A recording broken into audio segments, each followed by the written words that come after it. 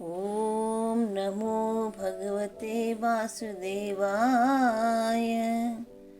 ॐ श्रीकृष्णाय वासुदेवाय हरे परमात्मने प्रणतक्लेशनाशाय गोविंदाय नमो नमः। आप सभी को मेरा प्रणाम। आज मैं आपको गीता के 6ठे अध्याय का महात्म्य सुनाने जा रही हूँ। श्री भगवान कहते हैं, सुमुखी, अब मैं 6ठे अध्याय का महात्म्य बतलाता हूँ, जिसे सुनने वाले मनुष्यों के लिए मुक्ति करतलगत हो जाती है। गोदावरी नदी के तट पर प्रतिष्ठानपुर नामक एक विशाल नगर है, जहाँ मैं पिप्लेश के नाम से विख्यात होकर रहता हूँ। उस नगर में जानश्रुति नामक एक राजा रहते थे, जो भूमंडल की प्रजा को अत्यंत प्रिय थे। उनका प्रताप मार्तंड मंडल की प्रचंड तेज के समान जान पड़ता था। प्रतिदिन होने वाले उनके यज्ञ के धुएं से नंदनवन के कल्पवृक्ष इस प्रकार काले पड़ गए थे, मानो राजा की असाधारण दानशीलता को देखकर वे लज्जित हो गए थे। उनके यज्ञ में प्राप्त पुरोडाश के रसास्वादन में सदा आसक्त होने के कारण देवता लोग कभी प्रतिष्ठानपुर को छोड़कर बाहर नहीं जाते थे। उनके दान के समय छोड़े हुए जल की धारा प्रताप रूपी तेज और यज्ञ के धुओं से पुष्ट होकर मेघ ठीक समय पर वर्षा करते थे। उस राजा के शासनकाल में इतियों खेती में होने वाले 6 प्रकार के उपद्रवों के लिए भी कहीं थोड़ा भी स्थान नहीं मिलता था और अच्छी नीतियों का सर्वत्र प्रसार होता था। वे बावली, कुएं और पोखरे खुदवाने के बहाने मानो प्रतिदिन पृथ्वी के भीतर की निधियों का अवलोकन करते थे। एक समय राजा के दान, तप, यज्ञ और प्रजापालन से संतुष्ट होकर स्वर्ग के देवता उन्हें वर देने के लिए आए। वे कमलनाल के समान उज्जवल हंसों का रूप धारण कर अपनी पांखें हिलाते हुए आकाश मार्ग से चलने लगे। बड़ी उतावली के साथ उड़ते हुए वे सभी हंस परस्पर बातचीत भी करते जाते थे।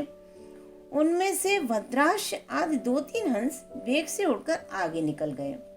तब पीछे वाले हंसों ने आगे जाने वालों को संबोधित करके कहा, अरे भाई भद्राश, तुम लोग बेग से चलकर आगे क्यों हो गए?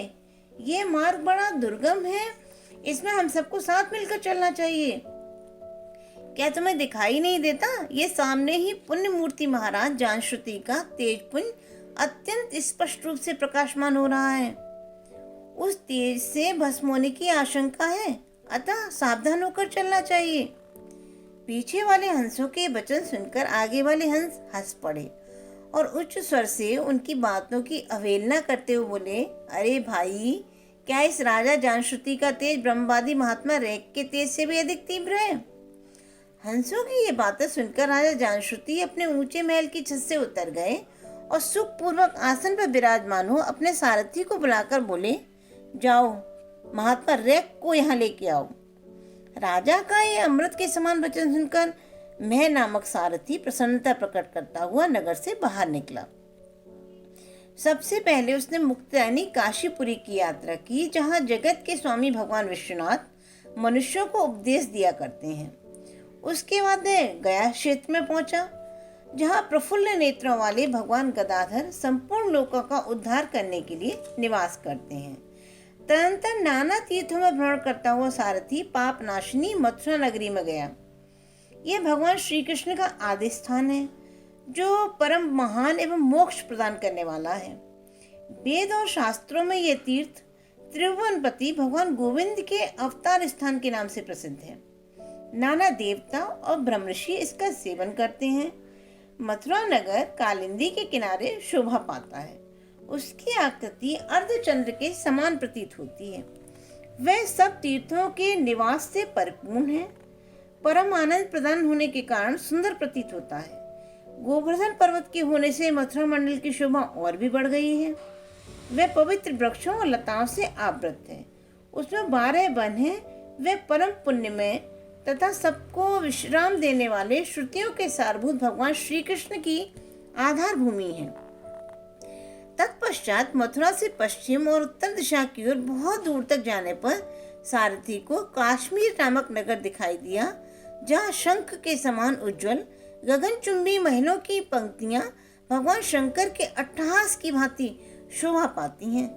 जहाँ ब्राह्मणों के शास्त्रीय आलाप सुनकर मूक मनुष्य भी सुंदर वाणी और पदों का उच्चारण करते हुए देवता के समान हो जाते हैं, जहाँ निरंतर होने वाली यज्ञ धूम से व्याप्त होने के कारण आकाश मंडल मेघों से धुलते रहने पर भी अपनी कालिमा नहीं छोड़ता, जहाँ उपाध्याय के पास आकर छात्र जन्मकालीन अभ्यास से ही संपूर्ण कलाएं स्वतः पढ़ लेते हैं, तथा जहाँ माणिकेश्वर नाम से प्रसिद्ध भगवान चंद्रशेखर देहधारियों को वरदान देने के लिए नित्य निवास करते हैं। काश्मीर के राजा माणिकेश ने दिग्विजय में समस्त राजाओं को जीतकर भगवान शिव का पूजन किया था, तभी से उनका नाम माणिकेश्वर हो गया था। उन्हीं के मंदिर के दरवाजे पर महात्मा रेक एक छोटी सी गाड़ी पर अपने अंगों को खुजलाते हुए वृक्ष की छाया का सेवन कर रहे थे। इसी अवस्था में सारथी ने उन्हें देखा। राजा के बताए हुए भिन्न भिन्न चिन्हों से उसने शीघ्र ही रैक को पहचान लिया और उनके चरणों में प्रणाम करके कहा, ब्राह्मण, आप किस स्थान पर रहते हैं? आपका पूरा नाम क्या है? आप तो सदा स्वच्छंद विचरने वाले हैं, फिर यहाँ किस लिए ठहरे हैं? इस समय आपका क्या करने का विचार है? सारथी के वचन सुनकर परम आनंद में निमग्न महात्मा रैक ने कुछ सोचकर उससे कहा, यद्यपि हम पूर्ण काम हैं, हमें किसी वस्तु की आवश्यकता नहीं है, तथापि कोई भी हमारी मनोवृत्ति के अनुसार परिचर्या कर सकता है। रैक के हार्दिक अभिप्राय को आदर पूर्वक ग्रहण करके सारथी धीरे से राजा के पास चल दिया। वहां पहुंचकर राजा को प्रणाम करके उसने सारा हाल निवेदन किया। उस समय स्वामी के दर्शन से सारथी के मन में बड़ी प्रसन्नता थी। सारथी के वचन सुनकर राजा के नेत्र आश्चर्य से चकित हो उठे। उनके हृदय में रैक का सत्कार करने की श्रद्धा जागृत हुई। उन्होंने 2 खच्चरों से जुटी हुई एक गाड़ी लेकर यात्रा की, साथ ही मोती के हार, अच्छे अच्छे वस्त्र और एक सहस्त्र गौएं भी ले ली। काश्मीर मंडल में महात्मा रैक जहाँ रहते थे, उस स्थान पर पहुंचकर राजा ने सारी वस्तुएं उनके आगे निवेदन कर दी और पृथ्वी पर पड़कर साष्टांग प्रणाम किया। महात्मा रैक अत्यंत भक्ति के साथ चरणों में पड़े हुए राजा जानश्रुति पर कुपित हो उठे और बोले, रे शूद्र, तू दुष्ट राजा है, क्या तू मेरा वृतांत नहीं जानता? ये खच्चरियों से जुटी हुई अपनी ऊंची गाड़ी ले जा, ये वस्त्र, ये मोतियों के हार और ये दूध देने वाली गौएं भी स्वयं ही ले जा। इस तरह आज्ञा देकर रैक ने राजा के मन में भय उत्पन्न कर दिया।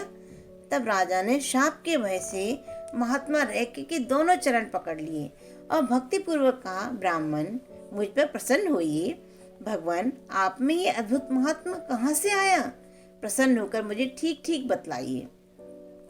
रैक ने कहा, राजन, मैं प्रतिदिन गीता के 6ठे अध्याय का जप करता हूँ। इसी से मेरी तेजो राशि देवताओं के लिए भी दुस्सह है। तदंतर परम बुद्धिमान राजा जानश्रुति ने यत्न पूर्वक महात्मा रैक से गीता के 6ठे अध्याय का अभ्यास किया। इससे उन्हें मोक्ष की प्राप्ति हुई। इधर रैक भी भगवान माणिकेश्वर के समीप मोक्षदायक गीता के 6ठे अध्याय का जप करते हुए सुख से रहने लगे। हंस का रूप धारण करके वरदान देने के लिए आए हुए देवता भी विस्मित होकर स्वेच्छा अनुसार चले गए।